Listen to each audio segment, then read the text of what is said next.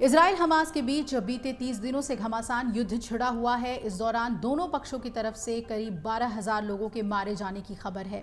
हालांकि इस युद्ध में अब तक फलस्तीन को काफी नुकसान का सामना करना पड़ रहा है। इस बीच इजरायली सेना ने दावा किया है कि उसने गाजा शहर को पूरी तरह से घेर लिया है और इसके बाद उन्होंने गाजा पट्टी को 2 हिस्सों में बांट दिया है। इजरायली सेना के प्रवक्ता डेनियल हगारी ने कल संवाददाताओं से कहा कि आज गाजा नॉर्थ गाजा और साउथ गाजा में बंट चुका है। इजराइल ने इसे युद्ध में जरूरी स्टेज बताया। इजरायली मीडिया के मुताबिक ये दावा किया जा रहा है कि अगले 48 घंटों में इजरायली सैनिकों के गाजा शहर में प्रवेश करने की उम्मीद है। वहीं बीती रात नॉर्थ गाजा में जोरदार धमाके भी देखे गए। अब आपको बता दें कि कल युद्ध की शुरुआत के बाद से गाजा में तीसरी बार कनेक्टिविटी पूरी तरह से बंद है।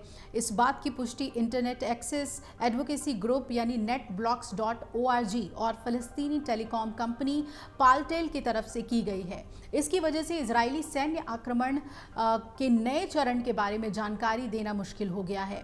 इस पर संयुक्त राष्ट्र फलस्तीनी शरणार्थी एजेंसी के प्रवक्ता जूलियन टॉमा ने ये बताया कि UNRWA टीम के ज़्यादातर सदस्यों के साथ कनेक्शन हमने खो दिया है और पहले गाजा आउटरीच 36 घंटे तक चला और उस दूसरा कुछ घंटों तक चला।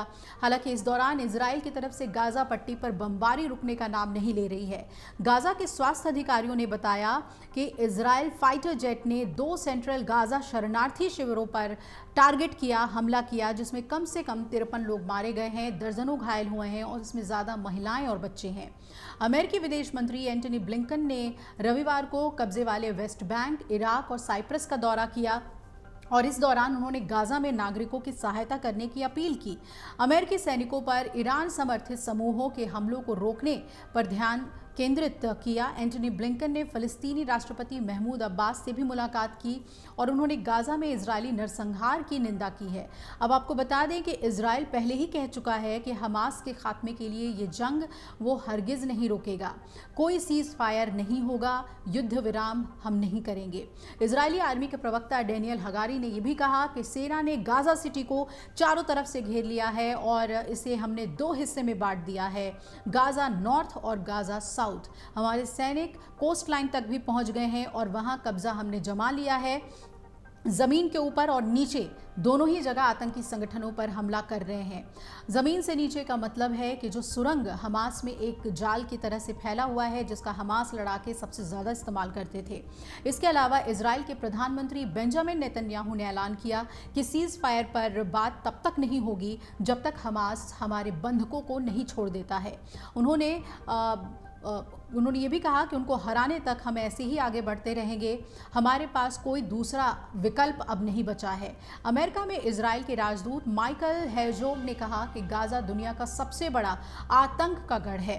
वहीं करीब 10,000 लड़ाके हैं, भारी संख्या में गोला बारूद और रॉकेट्स हैं। उनके पास छिपने के लिए करीब 500 किलोमीटर लंबे टनल्स हैं और हमास का खात्मा करना ज़रूरी है।